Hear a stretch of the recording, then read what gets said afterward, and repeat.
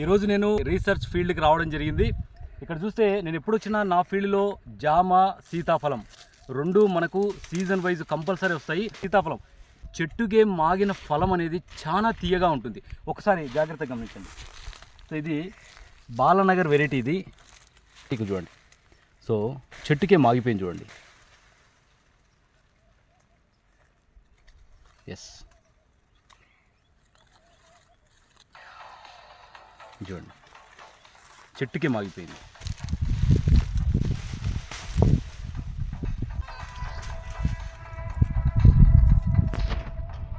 ఎంత తీయగా ఉందంటే మొత్తం చక్కెర తేనె కలిపితే ఎంత తీయగా ఉందో అంత తీయగా ఉంది.